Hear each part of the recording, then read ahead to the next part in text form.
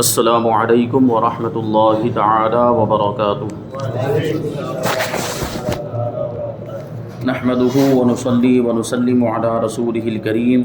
اما بعد فاعوذ بالله من الشیطان الرجیم، بسم اللہ الرحمن الرحیم۔ ان اللہ وملائکته یصلون علی النبی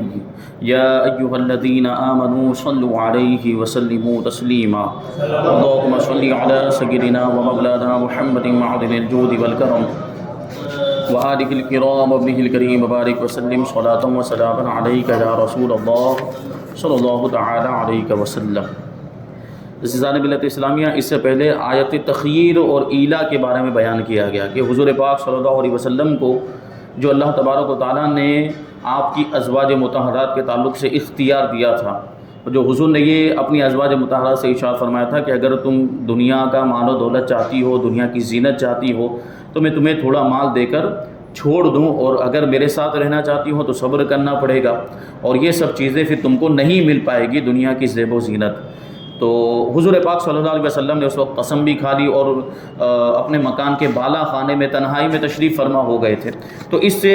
صحابہ کرام نے یہ سمجھا تھا کہ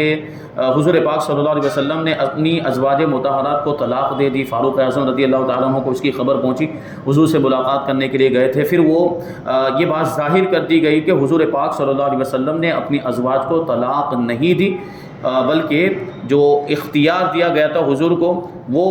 اس کا ذکر کیا حضور پاک نے، اور اپنی قسم کا ذکر کیا، پھر وہ آیت کریمہ پڑھ کے سنائیں۔ ام المؤمنین حضرت عائشہ کو اس کے بارے میں بتایا تو ام المؤمنین نے کہا کہ میں تو اللہ اور اس کے رسول ہی کو چاہتی ہوں۔ پھر تمام ازواج نے وہی جواب دیا جو حضرت عائشہ صدیقہ رضی اللہ تعالی عنہا نے جواب دیا تھا۔ احادیث کی روایتوں اور تفسیروں میں ایلا یعنی جو حضور نے قسم کھائی تھی، ایلا اور آیت تخییر اور حضرت عائشہ اور حفصہ رضی اللہ تعالی عنہما کا مظاہرہ، ان واقعات کو عام طور پر الگ الگ اس طرح بیان کیا گیا ہے کہ گویا یہ مختلف زمانوں کے مختلف واقعات ہیں۔ یعنی ایسا لگتا ہے کہ تخییر یعنی اختیار دینے والا واقعہ الگ زمانے میں پیش آیا، اور جو ایلا والا قسم کھانے والا واقعہ وہ الگ طور پر پیش آیا۔ تو یہ روایتوں سے ایسا لگتا ہے۔ تو اس سے ایک کم علم و کم فہم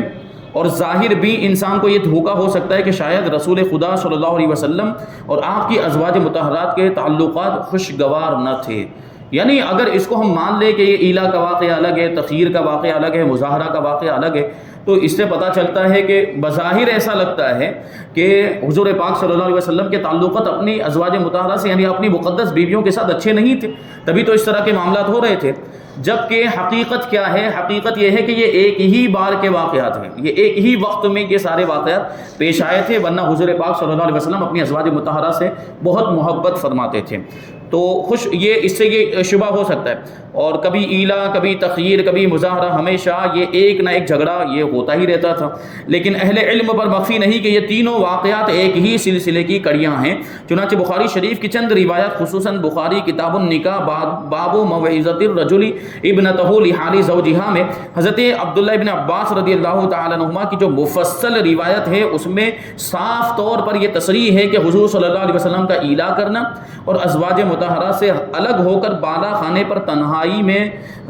تشریف فرما ہو جانا، اور حضرت عائشہ اور حضرت حفصہ رضی اللہ تعالی عنہما کا مظاہرہ کرنا، آیت تخییر کا نازل ہونا، یہ سب واقعات ایک دوسرے سے منسلک اور جڑے ہوئے ہیں، اور ایک ہی وقت میں یہ سب واقع ہوئے ہیں، یعنی ایک ہی زمانے میں یہ واقعات ہوئے ہیں، الگ الگ نہیں ہوئے۔ ورنہ حضور پاک صلی اللہ علیہ وسلم اور آپ کے ازواج طاہرات کے خوشگوار تعلقات جس قدر عاشقانہ الفت و محبت کے آئینہ دار رہے ہیں، قیامت تک اس کی مثال نہیں مل سکتی۔ حضور پاک اپنی ازواج سے، اپنی بیویوں سے بڑی محبت فرماتے تھے، اور نبوت کی مقدس زندگی کے بے شمار واقعات اس الفت و محبت کے تعلقات پر گواہ ہیں۔ جو دیگر واقعات جہاں پہ حضور پاک صلی اللہ علیہ وسلم نے اپنی ازواج سے، اپنی بیویوں سے محبت کا اظہار فرمایا، یہ دوسری حدیثوں کے اندر موجود ہے، اور وہاں سے ہم اندازہ لگا سکتے ہیں کہ حضور پاک صلی اللہ علیہ وسلم اور جو آپ کی ازواج مطہرہ تھیں ان کے تعلقات کتنے اچھے تھے، کیسے خوشگوار تھے، جو احادیث و سیرت کی کتابوں میں آسمان کی ستاروں کی طرح چمکتے اور داستان عشق و محبت کے چمنستان میں موسم بہار کے پھولوں کی طرح مہکتے ہیں۔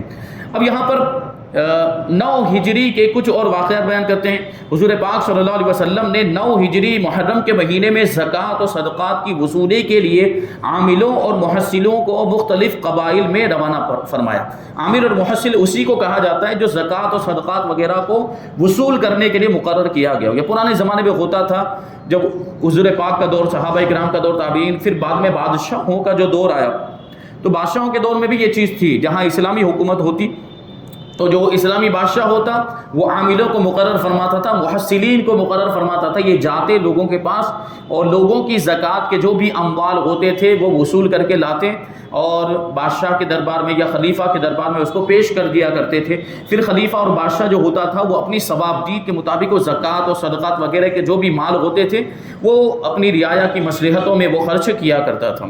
غریبوں کی مدد کرنا، حاجت مندوں کی جس کو ضرورت ہو اس کے حساب سے وہ تقسیم کرتے تھے۔ تو ان امراء اور عاملین کے فہرست میں مندرجہ ذیل حضرات خصوصیت کے ساتھ قابل ذکر ہیں جن کو حضرت ابن سعد نے ذکر فرمایا۔ حضرت عیینہ بن حصن رضی اللہ تعالیٰ عنہ کو بنی تمیم کی طرف بھیجا تھا، حضرت یزید بن حسین رضی اللہ تعالیٰ عنہ کو اسلم اور غفار کی طرف، حضرت عباد بن بشر رضی اللہ تعالیٰ عنہ کو سلیم اور مزینہ کی طرف، حضرت رافع بن مکیس رضی اللہ تعالیٰ عنہ کو جوہینہ کی طرف، حضرت عمرو بن عاص رضی اللہ تعالیٰ عنہ کو بنی فزارہ کی طرف، حضرت ضحاک بن سفیان رضی اللہ تعالیٰ عنہ کو بنی کلاب کی طرف، حضرت بشر بن سفیان رضی اللہ تعالیٰ عنہ کو بنی کعب کی طرف، حضرت ابن اللبیتہ رضی اللہ تعالیٰ عنہ کو بنی ذبیان کی طرف، حضرت مہاجر بن ابی امیہ رضی اللہ تعالیٰ عنہ کو صنعاء کی طرف، حضرت زیاد بن لبید انصاری رضی اللہ تعالیٰ عنہ کو حضرموت کی طرف، حضرت عدی بن حاتم رضی اللہ تعالیٰ عنہ کو قبیلہ طے اور بنی سعد کی طرف، بنی اسعد کی طرف، حضرت مالک بن نویرہ رضی اللہ تعالیٰ عنہ کو بنی حنظلہ کی طرف، حضرت زبرقان رضی اللہ تعالیٰ عنہ کو بنی سعد کے آدھے حصے کی طرف، اور حضرت قیس بن عاصم رضی اللہ تعالیٰ عنہ کو بنی سعد کے باقی کے آدھے حصے کی طرف، اور حضرت علا بن حضرمی رضی اللہ تعالیٰ عنہ کو بحرین کی طرف، اور حضرت علی رضی اللہ تعالیٰ عنہ کو نجران کی طرف حضور نے عامل اور امیر بنا کر بھیجا تھا زکوٰۃ و صدقات وصول کرنے کے لیے۔ یہ حضور شہنشاہ رسالت صلی اللہ علیہ وسلم کے امراء اور عاملین ہیں جن کو آپ صلی اللہ علیہ وسلم نے زکوٰۃ و صدقات اور جزیہ وصول کرنے کے لیے مقرر فرمایا۔ جزیہ یعنی ٹیکس، جو ان کفار سے لیا جاتا تھا جو اسلامی حکومت میں رہتے تھے اور ان کا اسلامی حکومت کے ساتھ ٹیکس ادا کرنے کا معاہدہ ہوتا ہے، ایسے کفار کو ذمی کفار کہا جاتا ہے، تو ان سے جزیہ وصول کیا جاتا تھا۔ محرم 9 ہجری میں حضور صلی اللہ علیہ وسلم نے بشر بن سفیان رضی اللہ تعالیٰ عنہ کو بنی خزاعہ کے صدقات وصول کرنے کے لیے بھیجا۔ انہوں نے صدقات وصول کر کے جمع کیا تھا کہ اچانک ان پر بنی تمیم نے حملہ کر دیا۔ وہ اپنی جان بچا کر کسی طرح مدینہ آ گئے اور سارا ماجرا بیان کیا۔ حضور صلی اللہ علیہ وسلم نے بنی تمیم کی سرکوبی کے لیے، یعنی ان کو سبق سکھانے کے لیے، حضرت عیینہ بن حصن فزاری رضی اللہ تعالیٰ عنہ کو 50 سواروں کے ساتھ بھیجا۔ انہوں نے بنی تمیم پر ان کے صحرا میں حملہ کر کے ان کے 11 مردوں، 21 عورتوں اور 30 لڑکوں کو گرفتار کر لیا اور ان سب قیدیوں کو مدینہ لے کر آئے۔ اس کے بعد بنی تمیم کا ایک وفد یعنی ایک قافلہ مدینہ آیا جس میں اس قبیلے کے بڑے بڑے سردار تھے، اور ان کا رئیس اعظم اقرا بن حابس اور ان کا خطیب اتارد اور شاعر زبرقان بن بدر بھی اس وفد میں ساتھ آئے تھے۔ ہوتا تھا کہ ہر قبیلے میں ان کا ایک خطیب یعنی خطبہ دینے والا، تقریر کرنے والا ہوا کرتا تھا، اور ہر قبیلے میں ان کا ایک بڑا شاعر بھی ہوتا جو قبیلے کی خوبیاں بیان کرتا، قابل فخر باتیں۔ یہ تقریر کرنے والا بھی اپنی قبیلے کی تعریف کیا کرتا اور شاعر بھی شعر کی صورت میں اپنے قبیلے کی تعریف کرتا، وہ فخر کی باتیں بیان کرتے کہ ہمارے قبیلے نے تو اتنے بڑے بڑے تیر مارے ہیں۔ اس طرح وہ ہر قبیلے کے اندر اس طرح کے خطیب اور شاعر ہوا کرتے تھے۔ تو یہ لوگ بھی اس خطیب کو، شاعر کو لے کر آئے۔ یہ لوگ دن دناتے ہوئے کاشانہ نبوت کے پاس پہنچے اور چلانے لگے کہ آپ نے ہماری عورتوں اور بچوں کو کس جرم میں گرفتار کر رکھا ہے۔ اس وقت حضور صلی اللہ علیہ وسلم حضرت عائشہ رضی اللہ تعالی عنہا کے حجرہ مبارکہ میں قیلولہ فرما رہے تھے، یعنی دوپہر کو جو آرام کرتے ہیں اس کو قیلولہ کہا جاتا ہے۔ ہر چند حضرت بلال اور دوسرے صحابہ رضی اللہ تعالیٰ عنہم نے ان لوگوں کو منع کیا کہ تم لوگ کاشانہ نبوت کے پاس شور نہ مچاؤ کہ نبی کی نیند میں آپ کے آرام میں خلل واقع ہوگا۔ تمام نماز ظہر کے لیے خود حضور صلی اللہ علیہ وسلم مسجد میں تشریف لانے والے ہیں، مگر یہ لوگ ایک نہ مانے شور مچاتے ہی رہے۔ جب آپ باہر تشریف لا کر مسجد نبوی میں رونق افروز ہوئے تو بنی تمیم کا رئیس اعظم اقرا بن حابس بولا کہ اے محمد صلی اللہ علیہ وسلم، ہمیں اجازت دیجیے کہ ہم گفتگو کریں، کیونکہ ہم وہ لوگ ہیں کہ جس کی مدح کر دیں وہ مزین ہو جاتا ہے، یعنی ہم جس کی تعریف کر دیں وہ آراستہ ہو جاتا ہے، یعنی وہ عزت والا ہو جاتا ہے، اور ہم لوگ جس کی مذمت کر دیں، یعنی ہم جس کی برائی کر دیں، وہ عیب سے داغدار ہو جاتا ہے، یعنی پھر کیا، وہ ذلیل ہو جاتا ہے، رسوا ہو جاتا ہے۔ حضور پاک صلی اللہ علیہ وسلم نے یہ سن کر ارشاد فرمایا کہ تم لوگ غلط کہتے ہو، یہ خداوند تعالی ہی کی شان ہے کہ اس کی مدح زینت اور اس کی مذمت داغ ہے، یعنی اللہ تبارک و تعالی اگر کسی کی تعریف فرما دے تو وہ مزین اور آراستہ ہو جاتا ہے، اور اللہ اگر کسی کی برائی بیان فرما دے تو وہ داغدار ہو جایا کرتا ہے۔ یہ تو اللہ کی شان ہے۔ تم لوگ یہ کہو کہ تمہارا مقصد کیا ہے یہاں آنے کا۔ یہ سن کر بنی تمیم کہنے لگے کہ ہم اپنے خطیب اور اپنے شاعر کو لے کر یہاں آئے ہیں تاکہ ہم اپنے قابل فخر کارناموں کو بیان کریں اور آپ اپنے مفاخر کو پیش کریں، یعنی ہم ہمارے خاندان کی بڑی بڑی باتیں بیان کریں جو قابل فخر ہیں، جس پر ہمیں ناز ہے، ایسی باتیں ہم بیان کریں، اور آپ بھی اپنے قبیلے کی ایسی باتیں بیان کریں۔ آپ نے فرمایا کہ نہ میں شعر و شاعری کے لیے بھیجا گیا ہوں، نہ اس طرح کی مفاخرت کا مجھے خدا کی طرف سے حکم ملا ہے، یعنی اس طرح یہ خاندان کے کارناموں پر فخر کا اظہار کرنا یہ نبی کی شان کے لائق نہیں ہوتا۔ تو حضور آگے ارشاد فرماتے کہ میں تو خدا کا رسول ہوں، اس کے باوجود اگر تم کو یہی کرنا ہے، تم یہی کرنا چاہتے ہو تو پھر میں تیار ہوں، یعنی اگر تم اپنے خاندان کی بڑی باتیں بیان کرنا چاہتے ہو تو ہم بھی بیان کر لیں گے۔ یہ سنتے ہی اقرا بن حابس نے اپنے خطیب عطارد کی طرف اشارہ کیا، اس نے کھڑے ہو کر اپنے مفاخر اور اپنے آبا و اجداد یعنی اپنے باپ دادا کے مناقب یعنی ان کی خوبیاں بڑی فصاحت و بلاغت کے ساتھ ایک دھواں دھار خطبہ اس نے پڑھا۔ آپ نے انصار کے خطیب حضرت ثابت بن قیس بن شماس رضی اللہ تعالیٰ عنہ کو اس کا جواب دینے کا حکم فرمایا، اور انہوں نے اٹھ کر برجستہ ایسا فصیح و بلیغ اور مؤثر خطبہ ارشاد فرمایا کہ بنی تمیم ان کے زور کلام اور مفاخر کی عظمت سن کر دنگ رہ گئے، یعنی حضرت ثابت ابن قیس نے ایسا خطبہ ارشاد فرمایا تھا کہ جو فصاحت و بلاغت پر بھی مشتمل تھا، اور اس میں بڑی جو ہے کہ عظمت والی باتیں بیان کی گئی تھی، جس کو سن کر قبیلہ تمیم کا جو خطیب تھا اور وہ دوسرے افراد جو تھے وہ دنگ رہ گئے، اور ان کا خطیب عطارد بھی ہکا بکا ہو کر شرمندہ ہو گیا، یعنی ان کے پاس اس خطبے کا پھر کوئی جواب نہیں تھا۔ پھر بنی تمیم کا شاعر زبرقان بن بدر اٹھا اور اس نے ایک قصیدہ پڑھا۔ آپ نے حضرت حسان بن ثابت رضی اللہ تعالیٰ عنہ کو ارشاد فرمایا تو انہوں نے فی البتی ایک ایسا مرصع اور فصاحت و بلاغت سے معمور قصیدہ پڑھ دیا کہ بنی تمیم کا شاعر الو بن گیا، یعنی وہ بھی ناکام ہو گیا۔ حضرت حسان بن ثابت نے بھی شعر کی شکل میں اس کو جواب دیا، انہوں نے شاعری میں جواب دیا تھا، تو حضور پاک نے حضرت حسان کو شاعری میں جواب دینے کا حکم دیا، تو حضرت حسان نے بھی جواب پھر ویسا ہی دیا کہ وہ خاموش ہو گئے۔ بالآخر اقرا بن حابس کہنے لگا کہ خدا کی قسم محمد صلی اللہ علیہ وسلم کو غیب سے ایسی تائید و نصرت حاصل ہو گئی ہے کہ ہر فضل و کمال ان پر ختم ہے، یعنی ہمارے خطیب نے ایسا خطبہ دیا لیکن ان کے پاس اس سے بہترین خطیب موجود ہے، ہمارے شاعر نے ایسا بہترین قصیدہ جو ہے کہ پیش کیا لیکن ان کے پاس ایسا شاعر تھا کہ جس نے ہمارے قصیدے سے بھی بہتر قصیدہ پڑھ دیا۔ بلا شبہ ان کا خطیب ہمارے خطیب سے زیادہ فصیح و بلیغ ہے، اور ان کا شاعر ہمارے شاعر سے بہت بڑھ چڑھ کر ہے، اس لیے انصاف کا تقاضا یہ ہے کہ ہم ان کے سامنے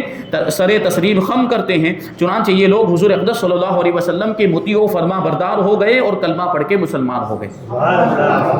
پھر ان لوگوں کی درخواست پر حضور پاک صلی اللہ علیہ وسلم نے ان کے قیدیوں کو رہا فرما دیا اور یہ لوگ اپنے قبیلے میں واپس چلے گئے۔ انہی لوگوں کے بارے میں قرآن مجید کی یہ آیت کریمہ نازل ہوئی جس میں فرمایا گیا ان الذین ینادونک من وراء الحجرات اکثرهم لا يعقلون ولو انهم صبروا حتى تخرج الیہم لکان خیرا لهم واللہ غفور رحیم۔ بے شک وہ لوگ جو آپ کو حجروں کے باہر سے پکارتے ہیں ان میں اکثر بے عقل ہے، کیونکہ بنی تمیم کا جو وفد آیا تھا، جو قافلے کے یہ جو لوگ آئے تھے، یہ حضور کے حجرے کے باہر کھڑے ہو کر انہوں نے حضور کو چلانا شروع کر دیا تھا، حضور کو باہر ہی سے پکارنا اور بلانا شروع کر دیا تھا، زور زور سے آوازیں بلند کر رہے تھے کہ باہر تشریف لائیں، باہر تشریف لائیں، جبکہ یہ حضور کی بارگاہ کے آداب کے خلاف ہے۔ اس آیت کریمہ میں اللہ تبارک و تعالی حضور کی بارگاہ میں حاضر ہونے کا ادب بتا رہا ہے کہ اگر حضور کی بارگاہ میں حاضر ہوں تو کیسے حاضر ہونا چاہیے، آواز بلند نہیں ہونی چاہیے، اگر حضور مکان میں تشریف فرما ہے، حجرہ میں تشریف فرما ہے تو باہر سے چلانا نہیں چاہیے بلکہ حضور کے باہر آنے کا انتظار کرنا چاہیے۔ حضور خود ہی باہر تشریف لائیں تو پھر جو بھی ملاقات بات چیت کرنی ہے وہ کریں، اس طرح چلا کر حضور کو نہ بلایا جائے، یہ حضور کی بارگاہ کے آداب کے خلاف ہیں۔ تو دیکھیں اب یہ حضور پاک صلی اللہ علیہ وسلم کی بارگاہ کیسی مقدس بارگاہ ہے، کیسا حضور کا مقام و مرتبہ ہے کہ اس بارگاہ کا ادب خود رب تبارک و تعالی سکھا رہا ہے۔ آگے ارشاد فرماتا ہے کہ اگر وہ صبر کرتے، یعنی وہ قافلے والے صبر کرتے یہاں تک کہ آپ ان کے پاس تشریف لاتے تو یہ ان کے لیے بہتر تھا، اور اللہ بخشنے والا مہربان ہے۔ یعنی ان سے یہ گناہ ہوا، حضور کی بارگاہ میں اس طرح جو ہے بے ادبی کے ساتھ پیش آئے، لیکن بعد میں کیا ہوا، انہوں نے کلمہ پڑھ لیا اور مسلمان ہو گئے، تو اللہ تبارک و تعالیٰ نے ان کے اس گناہ کو معاف فرما دیا، اللہ بخشنے والا مہربان ہے۔ ربیع الاول 9 ہجری میں حضور علیہ السلام نے حضرت علی رضی اللہ تعالیٰ عنہ کی ماتحتی میں 150 سواروں کو اس لیے بھیجا کہ وہ قبیلہ طے کے بت خانے کو گرا دے، کیونکہ قبیلہ طے میں ابھی بھی بتوں کی پوجا ہو رہی تھی۔ ان لوگوں نے شہر قلس میں پہنچ کر بت خانے کو منہدم کر دیا، یعنی بت خانے کو، مندر کو جس میں مورتیاں رکھی ہوئی تھی، گرا دیا، اور کچھ اونٹوں اور بکریوں کو پکڑ کر اور چند عورتوں کو گرفتار کر کے یہ لوگ مدینہ لائے۔ ان قیدیوں میں مشہور سخی حاتم طائی کی بیٹی بھی تھی، اور حاتم طائی کا بیٹا عدی بن حاتم بھاگ کر ملک شام چلا گیا تھا۔ یہ حاتم طائی یقیناً بہت بڑا یہ سخی تھا، اور اس کی سخاوت ضرب المثل تھی، یعنی اس کی سخاوت کی مثالیں پیش کی جاتی تھی حاتم طائی کی۔ اس کا نام ہم نے بھی سنا ہوگا، لیکن اس کے بارے میں جو واقعات مشہور ہیں وہ سوالوں کے جواب میں یہ وہ وغیرہ یہ سب من گھڑت ہے، لوگوں نے اپنی طرف سے ان کو گڑھا ہوا ہے، ان واقعات کی کوئی حصل نہیں۔ ہاں سخاوت کا جہاں تک معاملہ ہے تو سخاوت اس کی ثابت ہے، یعنی وہ بہت بڑا سخی تھا، حاتم طائی جو تھا وہ بہت بڑا سخی تھا، حضور سے پہلے ہوا ہے، حضور کے زمانے سے یہ پہلے ہوا، اور حضور کے اعلان نبوت کرنے سے پہلے یہ مر گیا تھا حاتم طائی، اس نے اسلام قبول نہیں کیا تھا، لیکن حضور کے زمانے میں حاتم طائی کی بیٹی اور حاتم طائی کا بیٹا یہ موجود تھے۔ تو عدی بن حاتم نام تھا حاتم طائی کے بیٹے کا۔ تو ان کا معاملہ کیا ہوا تھا، تو قبیلہ طے میں جب حضرت علی رضی اللہ تعالیٰ عنہ سواروں کو لے کے گئے تو حاتم طائی کی بیٹی بھی موجود تھی، حاتم طائی کا جو بیٹا تھا وہ بھاگ کر ملک شام چلا گیا تھا۔ حاتم طائی کی لڑکی جب بارگاہ رسالت میں پیش کی گئی تو اس نے کہا کہ یا رسول اللہ صلی اللہ تعالیٰ علیہ وسلم، میں حاتم طائی کی لڑکی ہوں، میرے باپ کا انتقال ہو گیا ہے اور میرا بھائی عدی بن حاتم مجھے چھوڑ کر بھاگ گیا ہے، میں ضعیفہ یعنی کمزور ہو گئی، زیادہ عمر ہو گئی ہے، آپ مجھ پر احسان کیجئے، خدا آپ پر احسان کرے گا۔ حضور صلی اللہ علیہ وسلم نے ان کو چھوڑ دیا۔ اب اس سے بڑی سخاوت کیا ہو سکتی ہے؟ یہی جواب ہو گیا حاتم طائی کی سخاوت کا کہ حضور پاک صلی اللہ علیہ وسلم نے ان کو چھوڑ دیا اور سفر کے لیے ایک اونٹ بھی عنایت فرمایا۔ یہ مسلمان ہو کر اپنے بھائی عدی بن حاتم کے پاس پہنچی اور اس کو حضور صلی اللہ علیہ وسلم کے اخلاقی نبوت سے آگاہ کیا کہ دیکھو حضور کی بارگاہ میں نے عریضہ پیش کیا تو حضور نے مجھے رہا بھی کر دیا، مجھے چھوڑ دیا، جبکہ مجھے قیدی بنا کر لایا گیا تھا، اور مجھے واپس جانے کے لیے اونٹ کو سواری کے طور پہ بھی عطا فرمایا۔ یہ اتنے اچھے اخلاق ہیں نبی پاک صلی اللہ علیہ وسلم کے۔ یہ ساری چیزیں اس نے اپنے بھائی کو بتائی اور رسول اللہ صلی اللہ علیہ وسلم کی بہت زیادہ تعریف کی۔ عدی بن حاتم اپنی بہن کی زمانی حضور علیہ الصلوۃ والسلام کے خلق عظیم یعنی بہترین اخلاق اور عادات کریمہ کے حالات سن کر بے حد متاثر ہوئے اور بغیر کوئی امان طلب کیے ہوئے مدینہ حاضر ہو گئے۔ کیونکہ ہوتا کیا تھا کہ اگر کوئی مسلمان نہیں، کسی نے کلمہ نہیں پڑھا ہے تو مسلمانوں کے ملک میں مسلمانوں کی جو ان کا جو وطن ہے وہاں پر آنے میں وہ سوچتا ہے کہ اگر میں وہاں پہنچوں گا تو مجھے قیدی بنا لیا جائے گا، مجھے تکلیف پہنچائی جائے گی، تو وہ پہلے امان طلب کرتے ہیں۔ یعنی ان کا کوئی رشتہ دار جان پہچان والا کوئی ہوتا ہے تو ان کو خط لکھتے ہیں اور وہ کہتے ہیں کہ میں مدینہ آنا چاہتا ہوں تو آپ مجھے پہلے پناہ دیجئے، مجھے امان دیجئے تاکہ میں پہنچوں تو مجھے کوئی تکلیف نہ پہنچائی جائے۔ تو یہ حضرت عدی بن حاتم جو تھے بغیر امان طلب کیے ہوئے مدینہ حاضر ہو گئے، اتنے زیادہ حضور کے اخلاق سے وہ متاثر ہوئے تھے۔ لوگوں نے بارگاہ نبوت میں یہ خبر پہنچائی کہ عدی بن حاتم آ گیا ہے۔ حضور رحمت عالم صلی اللہ علیہ وسلم نے انتہائی کریمانہ انداز سے عدی بن حاتم کے ہاتھ کو اپنے دستے رحمت میں لے لیا، ان کے ہاتھ کو اپنے ہاتھ میں یوں پکڑ لیا اور فرمایا کہ اے عدی، تم کس چیز سے بھاگے؟ کیا لا الہ الا اللہ کہنے سے تم بھاگے؟ کیا خدا کے سوا کوئی اور معبود بھی ہے؟ عدی بن حاتم نے کہا کہ نہیں، اور پھر کلمہ پڑھ لیا اور مسلمان ہو گئے۔ ان کے اسلام قبول کرنے سے حضور صلی اللہ علیہ وسلم کو اس قدر خوشی ہوئی کہ فرط مسرت سے آپ کا چہرہ انور چمکنے لگا اور آپ نے ان کو خصوصی عنایات سے نوازا، خصوصی توجہ فرمائے۔ حضرت عدی بن حاتم رضی اللہ تعالیٰ عنہ بھی اپنے باپ حاتم کی طرح بہت ہی سخی تھے۔ حضرت امام احمد ناقل ہیں کہ کسی نے ان سے 100 درہم کا سوال کیا، یعنی حضرت عدی بن حاتم سے 100 درہم کسی نے مانگے۔ 100 درہم حالانکہ بہت بڑی رقم ہوتی ہے، لیکن یہ خفا ہو گئے، یہ ناراض ہو گئے حضرت عدی بن حاتم اور کہنے لگے کہ تم نے فقط 100 درہم ہی مجھ سے مانگے، تم نہیں جانتے کہ میں حاتم کا بیٹا ہوں، خدا کی قسم میں تم کو اتنی حقیر یعنی اتنی چھوٹی سی رقم نہیں دوں گا۔ یعنی میری شان کے لائق نہیں کہ اتنی چھوٹی سی رقم مجھ سے مانگی جائے اور میں اتنی چھوٹی سی رقم دوں۔ یہ بہت ہی شاندار صحابی ہیں۔ خلافت صدیق اکبر میں جب بہت سے قبائل نے اپنی زکوٰۃ روک لی تھی، جو منکرین زکوٰۃ کا واقعہ حضرت ابوبکر صدیق کے زمانے میں پیش آیا تھا کہ حضور کی ظاہری وفات کے بعد لوگوں نے زکوٰۃ دینے سے انکار کر دیا تھا، اس وقت بھی یہ اپنے قبائل کی زکوٰۃ لے کر آئے تھے اور بہت سے لوگ اس وقت مرتد ہو چکے تھے، لیکن حضرت عدی بن حاتم اس دور میں بھی پہاڑ کی طرح اسلام پر ثابت قدم رہے اور اپنی قوم کی زکوٰۃ لا کر بارگاہ خلافت میں پیش کی، اور عراق کی فتوحات اور دوسرے اسلامی جہادوں میں مجاہد کی حیثیت سے شریک ہوئے۔ 68 ہجری میں 120 سال کی عمر پا کر انہوں نے وصال فرمایا، اور صحاح ستہ کی ہر کتاب میں آپ کی روایت کردہ حدیثیں موجود ہیں۔ یعنی جو 6 کتابیں جو حدیثوں کی ہے جو بہت معتبر مانی جاتی ہیں، بخاری، مسلم، ابو داؤد، نسائی، ترمذی اور ابن ماجہ، ان ساری کتابوں کے اندر حضرت عدی بن حاتم رضی اللہ تعالیٰ عنہ کی روایت کی ہوئی حدیثیں موجود ہیں، اور حدیثیں زیادہ ان صحابہ سے مروی ہیں جو حضور کے قریب رہیں، اور ان سے اتنی زیادہ حدیثیں مروی ہیں، اس کا مطلب یہ ہے کہ یہ حضور پاک صلی اللہ علیہ وسلم کے قدموں سے ہمیشہ وابستہ رہے۔ اسلام لانے کے بعد حضور کی باتیں انہوں نے بڑی توجہ کے ساتھ سنی، تبھی تو حدیثوں کی کتابوں کے اندر ان کی حدیثیں اتنی کثرت کے ساتھ ملتی ہیں۔ اب انشاءاللہ تبارک و تعالیٰ اس کے بعد غزوہ تبوک کے بارے میں بتایا جائے گا کہ غزوہ تبوک کیسے پیش آئے، اس کے اسباب کیا تھے، اور اس کی تفصیل انشاءاللہ تبارک و تعالیٰ بیان کی جائے گی۔ اللہ تبارک و تعالیٰ کی بارگاہ میں دعا ہے کہ اللہ تبارک و تعالیٰ حضور پاک صلی اللہ علیہ وسلم اور صحابہ کرام کے نقش قدم پر ہم سب کو چلنے کی توفیق عطا فرمائے، ہمیں ایمان کی مضبوطی اور پختگی عطا فرمائے۔ وما علینا الا البلاغ۔ الفاتحہ۔